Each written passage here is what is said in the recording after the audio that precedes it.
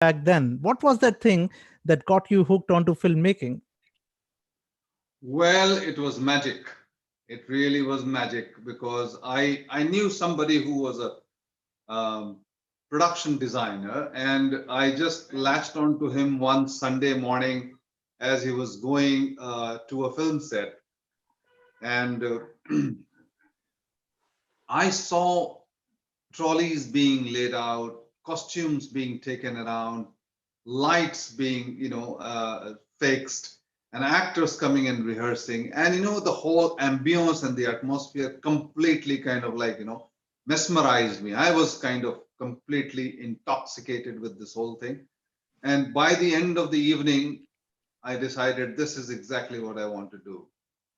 Wow, I think that's lucky for us because we got to see so many great movies because of this incident happening.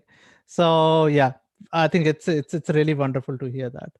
Uh, Prakash sir, I mean, you are known for your movies that highlight some key real life driven questions that brings to life some key aspects that need attention from all of us. And we can see that in all movies, I mean, including Gangajal, Apharan, Arakshan, even Pariksha. Now, key question to you: is it the art of filmmaking that drives you, or is it the real life scenarios that motivate you to make these films? What is the core motivation behind this? The core motivation actually is story. I I like to kind of like, fish stories about things which are happening, incidents which are happening, the way the society moves because one particular action of the government or people or religion or anything. And when several of these incidents, have some kind of resonance and they are synonymous in nature, they turn into query for me, and I begin to look for the equation as to why something is happening the way it is happening. And then the characters emerge, and then the dialogues emerge, and then the scenes emerge. And then it does take me a lot of time, sometimes 2, 3, 4 years to finally find the story. But then when I find the story, I love to share it as a movie, as my dialogue with the audience. My dialogue with the audience is the movie. Yeah. No, I mean it feels like when you're explaining it, it comes from your heart. So you're understanding it, and then the whole concept comes from your understanding out of it. Is that correct? Yes, I try to understand, and when it becomes clear to me, I share it. I share it in the form of a story. Yeah. Because movies are stories which need to be to engage, because it's just like the grandmother telling the little child a story so that she can put the child to sleep. I must tell the story to the audience so that they are awake and they're sitting and they're listening and they're watching and they are engaged with the characters, the incidents, the drama. And if they can take something away, that's the bonus I die for. Yeah. And I think your movies definitely have that element that we take something away from there. With that, I give to Stefan. Stefan, please. Yeah, and definitely that is something which me moved when I saw Pariksha for considering it for IndoGerman Film Week. So first I saw the movie, I thought, okay, that is a perfect opening film because it's so heartwarming. Adil Hussain is really so perfectly his play as an actor, and your direction as a director is also perfect. But coming later to those parts, those aspects of the movie, can you tell us? What was the beginning? So it's a real story, also same, correct? You're right, Stephen.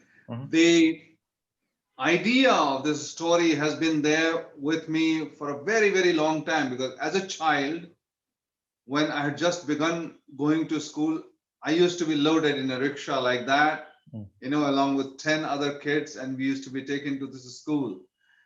And much later, when I used to see this happening, and when I became a filmmaker, I used to see this happening, I used to always wonder what happens to the child of the rickshawala. He is taking everybody's children, affluent families, well-to-do families to the English school or the convent, what happens to his child? And then much later, I met this, the cop, the chief cop from Bihar state, Abhayanand. And Abhayanandji told me his story of how he used to go after those criminals, Naxalites in their villages. And they, of course, would not be there, but he used to meet their children.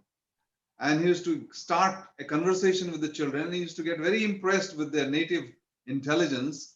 And that inspired him to start teaching them, coaching them, and even helping them get to very good institutions, engineering institutions, medical institutions.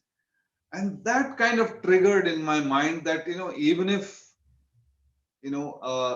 someone is, is a criminal, is something, uses unfair means, or, it is not right in the eyes of the society, the child can still get the opportunity and can still kind of be there as, education is the only level. Prakash, We have so much, we have some technical problems. so much class difference, so much disparity amongst the sections of the society. It's education which actually kind of gives a level playing field. You can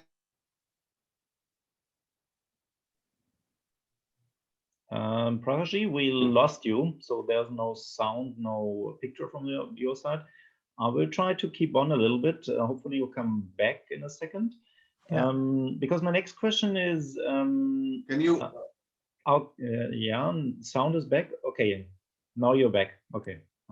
Yeah, okay. Yeah. No, yeah, my next question is keeping that in mind. So what we may also have to explain the audience. The film is about a rickshaw driver, as you told us just about.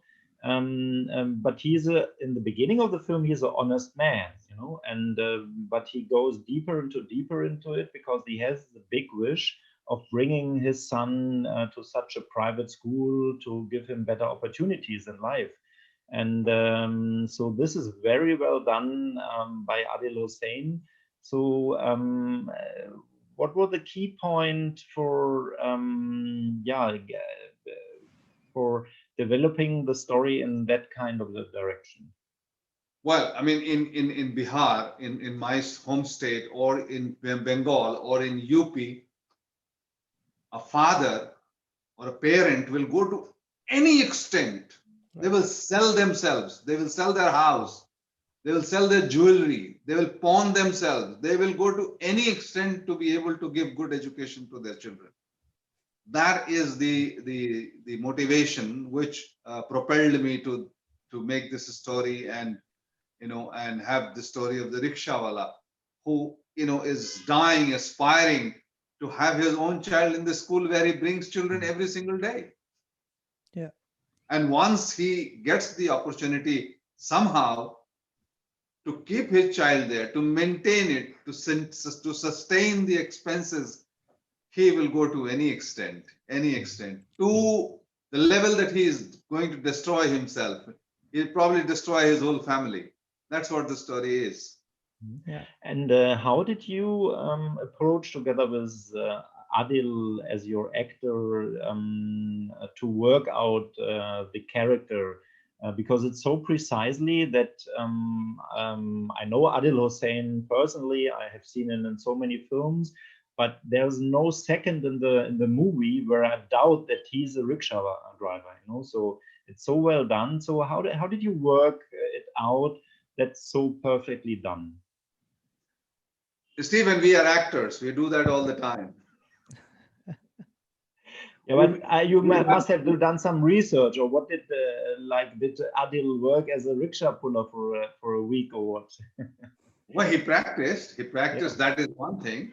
But to get into the character, to find that character, to be him, Bucci Paswan, the character that he's playing, he has a process. Every actor has a process to find the character he's playing. He did it very well, and he is, he is believable. He is convincing. He is easy with the character, and you don't think of his physicality or his process when because you get immersed in his mind, which is like driven to educate his child. That's the whole idea, and that's what a good actor will do. Yeah, Rama, yeah, it's perfectly done. That's what I can say.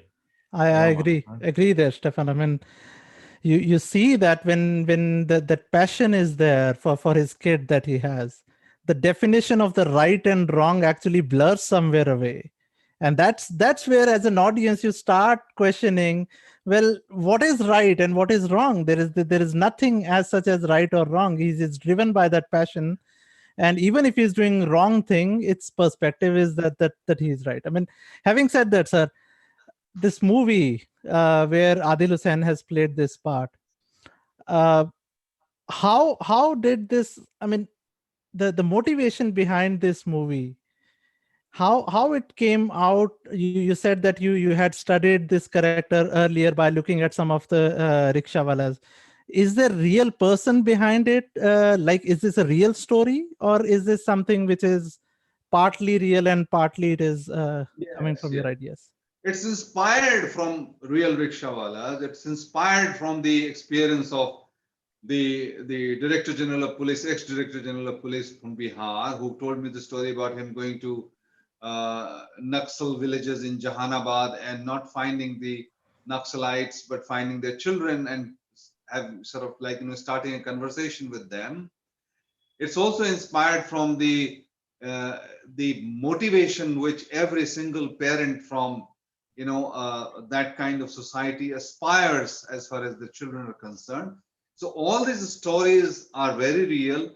So when I constructed this story of the rickshawala and the school and the relationship of his child and his aspirations and the drama as to what extent he can go and the way he would eventually almost destroy, the future and the family. But of course, the child takes over and the child, goes through. Yeah. And the child understands that there is no father better than my father. That's what it is. And I think at the end, you see that smile on Adil Hussein's face, which shows like it doesn't matter what has happened to him. The success of his child was something that he wanted to achieve. And I mean, that emotion itself communicates a lot.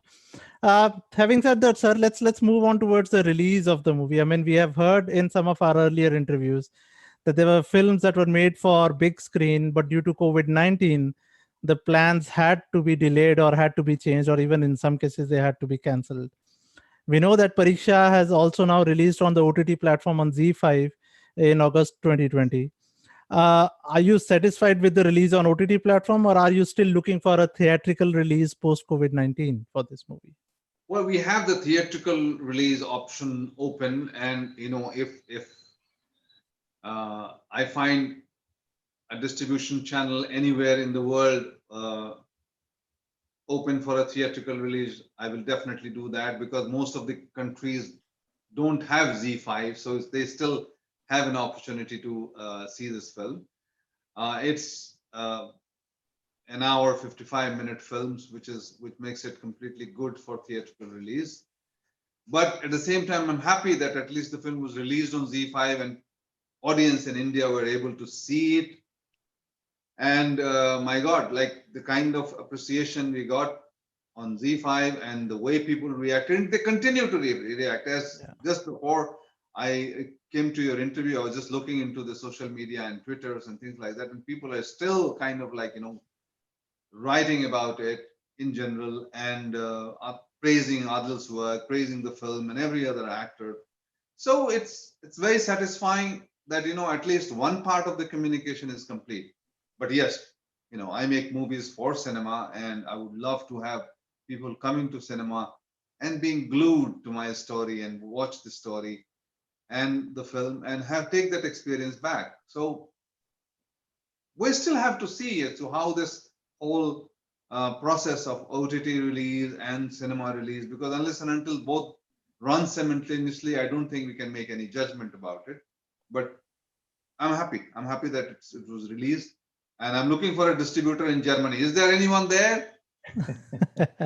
We will watch out. We will invite some of them for the opening of IndoGerman Film Week, definitely. And then let's see. So actually, there's one I talked about. He was interested also in Lipstick Under My Burqa, which was also a big hit here. You can do a double bill, like, you buy one ticket, you see both. Definitely. No, Lipstick Under My Burqa, we had 4 packed screenings here at IndoGerman Film Week. I think it was 2 years ago, wasn't it? And this was really a big success. That was also after we had the movie in Berlin. I came to Mumbai, and you invited me to your office, which was very nice meeting. I remember that. And so maybe this is a good bridge to your work in general. So Raman has already said that. So most of I would go a step further than Raman did. I would say most of the films you do have a social impact. That's something also my heart goes. As a filmmaker myself, I also know that you never may do the mistake. There's always an emotional story, and then you can have this social story in it. But it's always for me also so heartwarming if we can do both. If we can transport with our stories something which has a social impact. So Prakash, what is next? So how many other social impact stories you have in your pocket?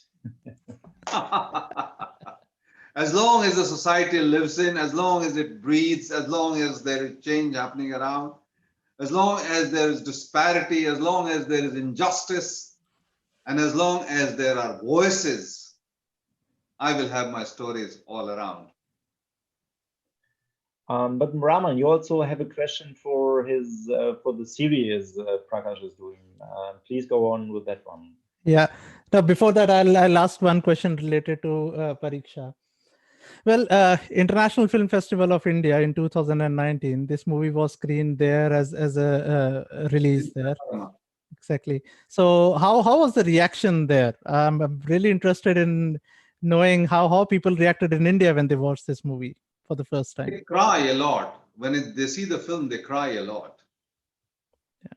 They were crying in Goa. We had a screening in Delhi. They were crying there. And even seeing on their phone, I've seen people crying. Yes. So they get emotionally touched by the characters, the son, the mother, the father, everybody. Yes, I think that's an element of love and the element of a relationship from a father's point of view. I mean, it's amazing the way it has been portrayed, and it's a movie, as I said, I would recommend to anyone. Yeah, Raman, it's also the tragedy, Yeah. Because as I said before, Adil is playing a character. He's in the beginning he's an honest man, but he wants to do so much, as we said before, to give his son this opportunity.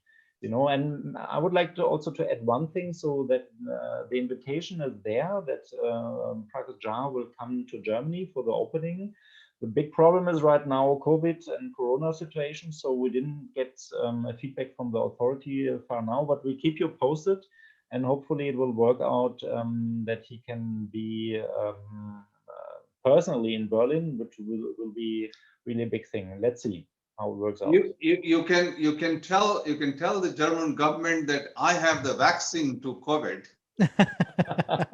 Okay, that's what we do.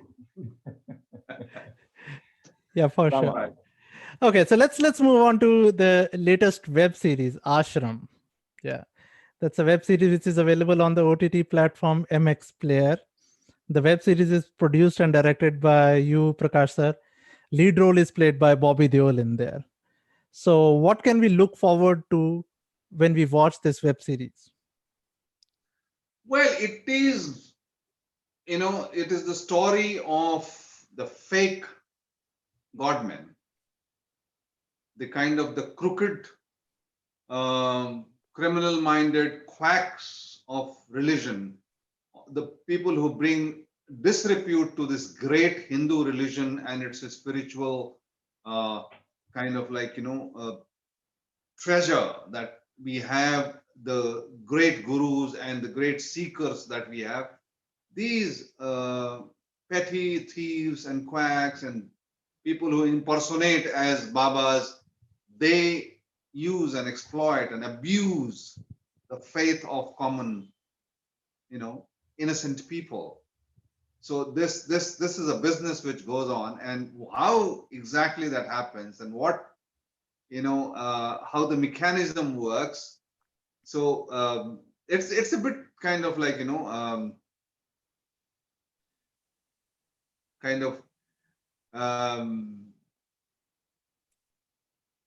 you can say social thriller, which is how it works. So the Bobby plays a very dark character, Baba's character, and I have a bunch of excellent actors like Chandan Roy Sanyal or Aditi Pohankar or Darshan Kumar and Pridha Chaudhary and a whole lot of them.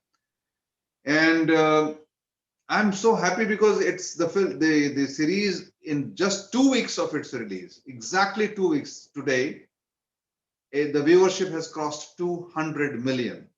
Wow. So, what is the population of Germany? the population of Germany is 80 million. So the population of Europe and America is about 350 million or so. So 400 something million is the population of all of Europe. We will reach there. We will reach somewhere there. Don't worry. Yeah.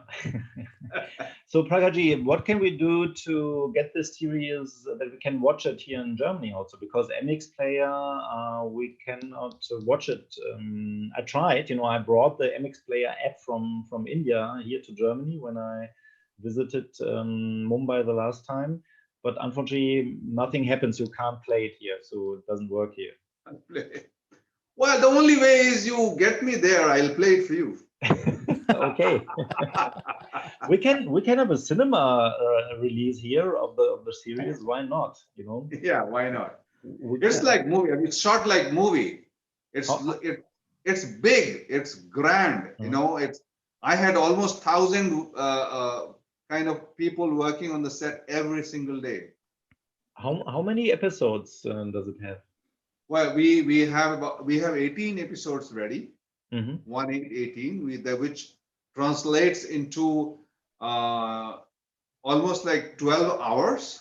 Oh. 12 hours of material, yeah. Yeah.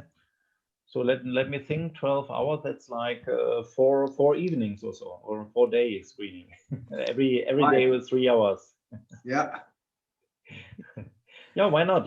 So that's something we should do when you come over. If you can't come over this time to the 24th, then definitely it's the next goal we have. Then you come, for example, for Berlinale or some other event, and then we make a special screening just with the 12 hours of this series at Babylon. Yeah, sure. No, I've seen the trailer of Ashram, and it sounds, or it looks really grand, as you said. I mean, it's the scale of a movie. So, question there to you, Prakashji, was it shot during COVID times or was it shot before COVID times? We finished shooting Ashram on the 7th of February. Okay. Just before the lockdown began, the talk of lockdown began. We just finished it on 7th of February. We were out of the shooting place, around the 8th, 9th, 10th. We all left the place. We came to Mumbai, and in a week's time, we were all locked down. So was it, originally planned as a web series, or was it shot as a movie and then? No. It was planned. I didn't know. This was the first time, but the scale of the story demanded that sort of look, that sort of location, setting. We had worked a lot, like about 6 months pre-production, and then we went shooting. We shot for 4 months. Yeah. and it reflects in that trailer as well. And I'm Yeah. looking forward to getting access to this in Germany. Yeah, or when you are here, we watch it together maybe, and Yeah. then really looking forward to experiencing it. Stefan? Yeah. So what next? What next? We also tried to get Adil here. I think he's shooting in England somewhere, Glasgow also, Yeah. correct? But I haven't heard of him, so we also keep an eye on that. But Raman, I think you have a better next question than I have. Yeah. I mean, one question that I have is, Prakash, I mean, a lot of fans of you in Germany, around the world, always looking forward to something coming from your side because it always has a special message in there, right? And the way it is communicated, that's marvelous. So any new projects that you are working on about which you can tell us that what we can look forward to?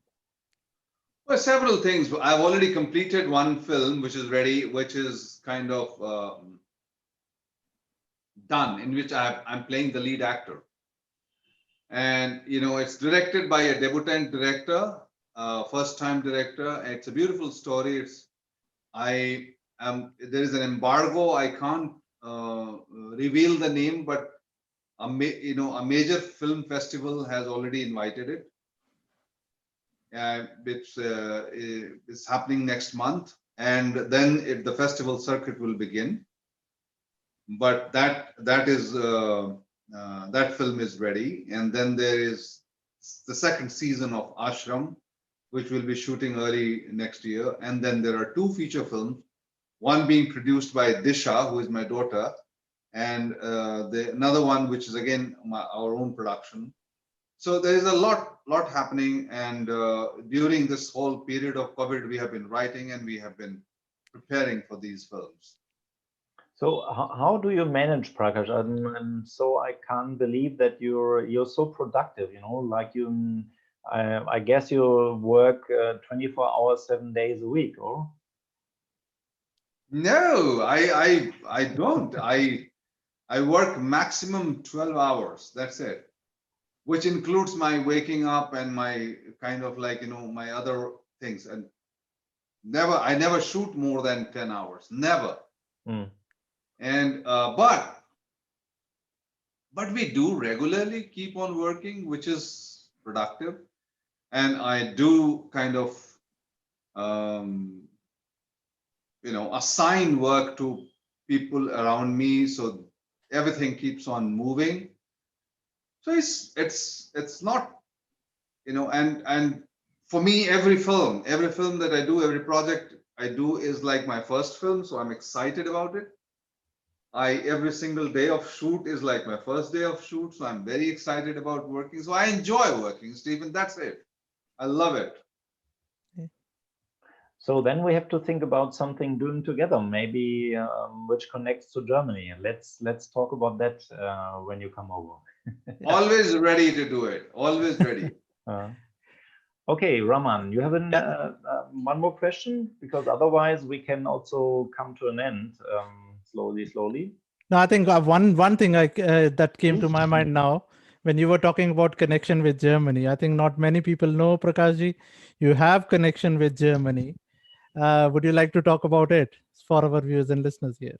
Well, in the very beginning, when I was still making documentaries, I had friends in Germany, France, and I had a very dear friend in Ratingen, pretty close to Dusseldorf. And I traveled. Do you know one thing, that in the 70s, the Indians did not require a visa for traveling to Germany? Wow, didn't know that. Mm-hmm. That's news. Did not require a visa. There was a treaty between India and Germany. I flew down to Germany, I decided in the morning, I flew down in the night. I landed in Frankfurt.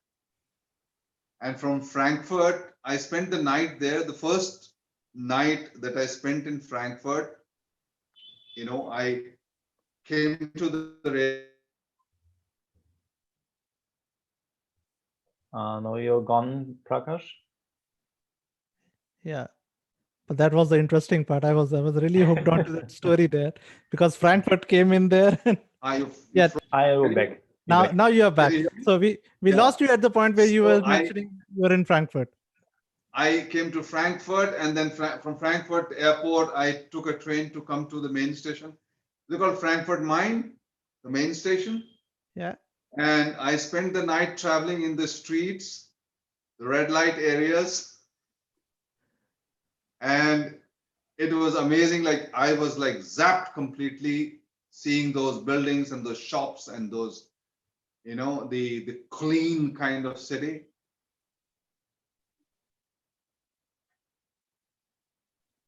Next morning, and the train from Frankfurt to Dusseldorf, it goes with the river, right? Yes. It's amazing. The whole journey is amazing. I loved it. So I that's how I reached there, and I could speak a bit of German then. I forgotten most of it now, and I made my way, and I lived. Then I joined an independent documentary filmmaking unit from Dusseldorf. We used to do a few things there, and also I used to travel in Europe from Germany to Brussels to Paris. So those were the days. I lived there in that area for about 2 years, and then again came back to India to do documentaries. That's how I'm connected. Yeah. Well, in Düsseldorf, I also did my first steps in the movie business. It was I had a work with Michael Karen. He was also from Düsseldorf, and he was a young director at that time, and we made a little advertising kind of movie where we had to go to Portugal and to some European places to promote the idea of student exchange. You know, that was the that what was it about. Okay, Prakash Ji, thank you so much for taking your time. It was really a great pleasure to have you here for this exclusive live talk. And we hope we press thumbs that we get your visa for the opening of Indo-German Film Week, and that we can say a personal hello to each other, and that you present the film yourself on the 24th. Just to the timings, the screening itself will happen on the 24th at 7:30 p.m. After a short ceremony with some cultural program, which will be the opening of our Indo-German Film Week, and then we will have a full week of Indian films. We have in total 24 films, and Pariksha is one of the most important ones because it's the opening film, and I think people will love the film, but yeah, you will get the reaction. And I myself, I had also to cry after, not after, but during the movie when Adil Hussein was really in that deep trouble which he got in. But we won't reveal too much, so people have to see the film, have to watch the movie. We say thank you for today, Raman. Yeah. Also from your side, I guess. Yes. Thank you, Prakash Ji. It's a pleasure talking to you. Thank you, Stephen. Thank you, Raman, and such a pleasure. I hope you all are well and safe, and long live Indo-German friendship. Yeah, thank you. Definitely. We have to fight for a time where we don't need a visa to travel from India to Germany. So we will fight for that. Okay. Yes. Okay. See you. Thank you, sir. Thank you very much. Best. Thank you, Stefan. Stay safe and stay healthy. Bye. Bye.